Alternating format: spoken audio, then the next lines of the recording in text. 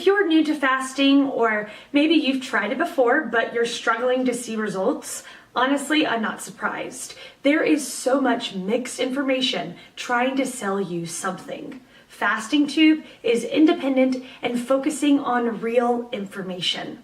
Let's get started with today's video. The question, does intermittent fasting work? What about the acidity levels during fasting? Very valid question on the acidity levels. For years, I was eating like a good boy as family and friends advised. I had never skipped a meal. When I started in January 2016, I did grapple with acidity. I chose to skip dinner, and every night at about 9 p.m. I would have some growling in the tummy. I immediately took a sachet of antacid, poured it in a glass of water and drank it up when still bubbling. This killed my acidity and appetite.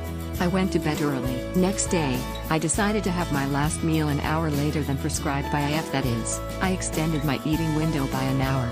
And before I had growling in my tummy, I went to bed after drinking a glass of water. Thankfully, due to the tiredness in the initial days of fasting, I fell asleep. I didn't have any acidity that night. I switched back to 8/16 fasting next day and didn't have acidity or growling tummy that night. Again, next day, I needed an antacid at 9 p.m. and again I switched to 9/15 for a day. Next time, I was surprised that I didn't need an antacid for 23 days. So, I gradually reduced the use of antacid by this method of adjusting the fasting window and became completely free of antacid. In 3 weeks was comfortably following 8/16 IF daily. There's no looking back now. After about a year I became comfortable with just L meal a day.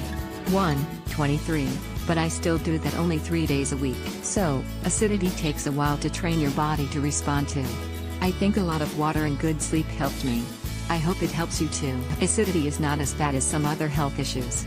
So, face it in a controlled way rather than giving up IF out of fear. Good luck.